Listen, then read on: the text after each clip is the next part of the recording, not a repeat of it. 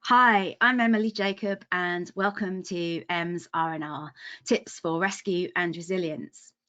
I'm sharing tips to help navigate these uncertain times and any type of time. Rescue so you can self-rescue when you feel anxious, overwhelmed or flat out panicked, and resilience so you can build that inner core that means you need to self-rescue less often. So today's tip is actually all about journaling. So this is something that I do every morning.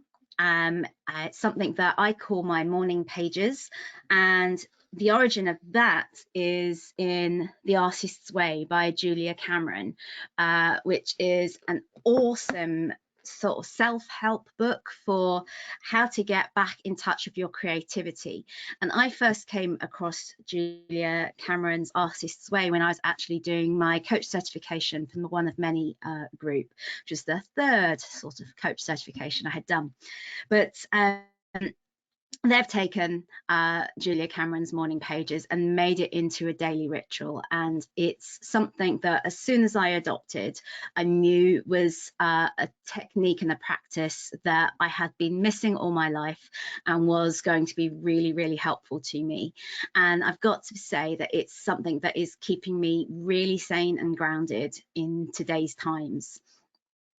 The way for me journaling works is to sit down first thing in the morning and with a cup of tea. I have coffee, some people have tea, but just to have a hot drink, sit down on my sofa with my notebook and just scribble. And I do it first thing in the morning because that's at the time, it's kind of that sort of very malleable time before you've quite woken up, but when you're not yet sleeping, and you can access, it's kind of like a door is slightly open between your unconscious and your conscious, and you can access those inner thoughts and feelings that when we start to get into the day, we kind of press down and try to ignore. But I find, and this is why it's so therapeutic to me, is that actually accessing them and getting them out on the page kind of gets them out of my head. And them being out of my head means that they're not bumping at the door trying to get out whilst I'm going through my day. Sometimes all I'm doing is writing, I don't know what to write. Sometimes I'm writing to-do lists of I've got to get that sent to JC straight away, or I need to tell Kate about that, or I've got to put the washing on. But a lot of the time, I start to find that I'm getting into some really deep stuff and actually understanding where some of my emotions are coming from. Today, I found myself remembering a time when I'd probably been about 5 or 6 years old, and the kids in the playground were doing their skipping and I wasn't part of the group, and I just went and sat down on the grass with my back to them and just had a chat to myself. My little 5-year-old me was looking at the grass and saying, it doesn't matter what they say, I can be okay by myself. And that's something that came back to me this morning, and I kind of did a little therapy on myself. And that's part of what the beauty of journaling can be. In that 20 minutes, 30 minutes that you gift yourself in the morning, you can start to really unwind a lot of things that might be starting to impact you. And that comes to my other show and tell, another show and tell, which is this book, Opening Up by Writing It Down, by James Pennebaker and Joshua Smythe, or Smith. I don't know what you do with the Y. But this is, they are psychologists, doctors, and they have, and Pennebaker was first, and this is a new edition with Joshua as well. But they have identified through through science and trials, the impact of actually writing things down can have on your health.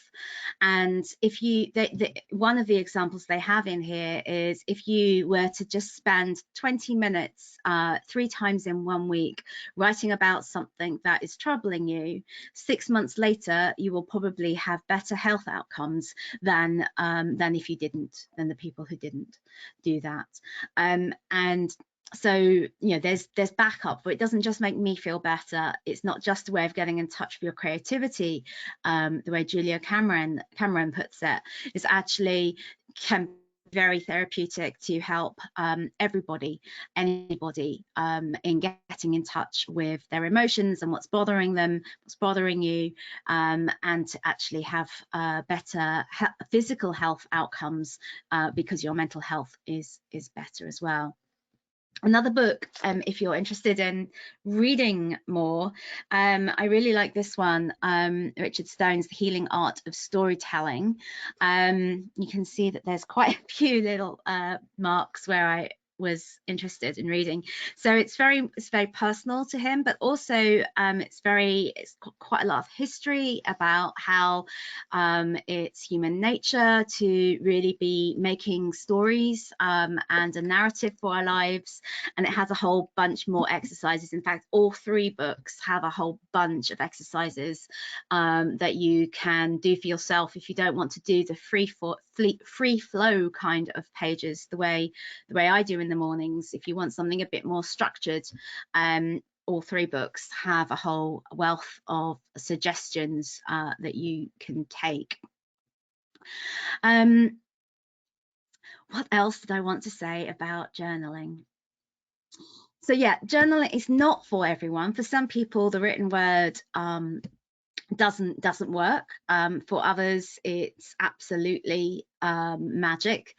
And funnily enough, that's because we're all different, and so we all lean towards different modalities that can help us.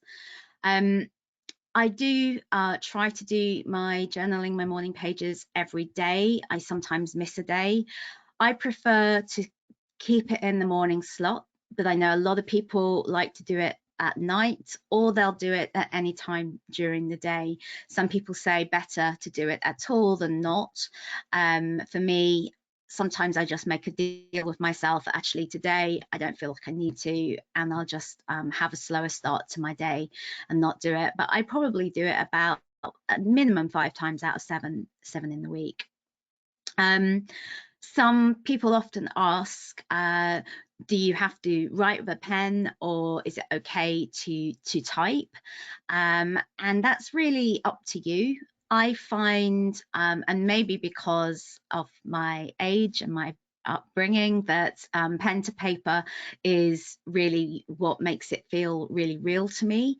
When I'm writing a blog, or I'm writing a chapter in a book or an article or something, then I write, I type, but when it's coming directly from my unconscious, it feels that for me that connection needs to come through the pen.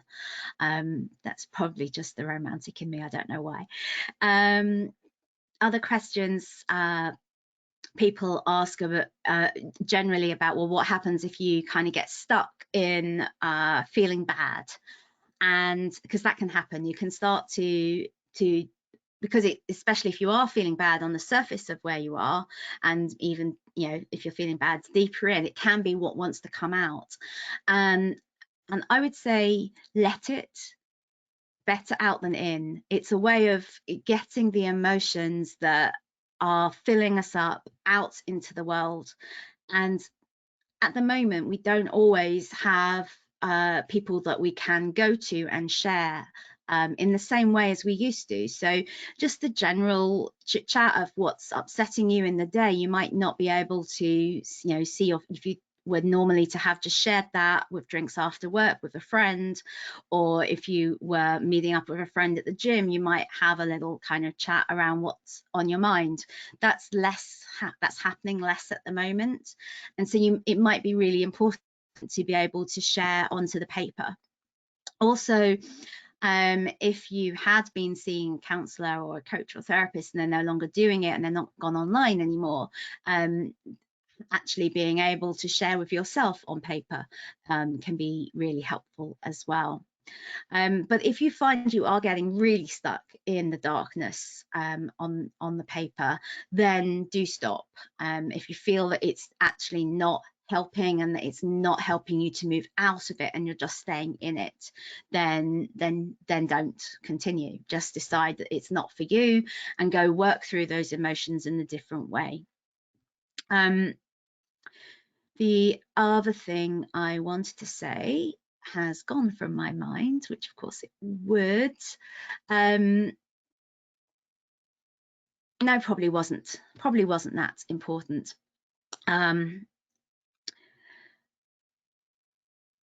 No, it's definitely gone. Okay, so that's journaling. For me, it's a lifeline. I'd be really interested to find out your thoughts about journaling, morning pages. Oh no, I have remembered. See, I knew if I were to finish, it would come back to me. What I was going to say is, if you're finding yourself getting stuck in the bad stuff, that's why it's quite important to give yourself a time limit. So write for 4 pages, or write for 20 minutes, or write for 30 minutes, but don't write for longer than 30 minutes. Even if you are into some really good stuff, just wind it up quickly, as if you were winding up a presentation that was overrunning. Wind it up quickly and stop. And if you are finding that you are struggling with the free-flowing piece because you're getting stuck in things, it's another reason to go for a more structured approach to the journaling. So that really is the end now. Let me know your thoughts about whether or not you enjoy the writing, if you enjoy journaling, and what's working for you about it, but also share if you're finding it's not working for you as well. Thank you so much for watching. Please share this with others and watch out for the next tip. Thank you.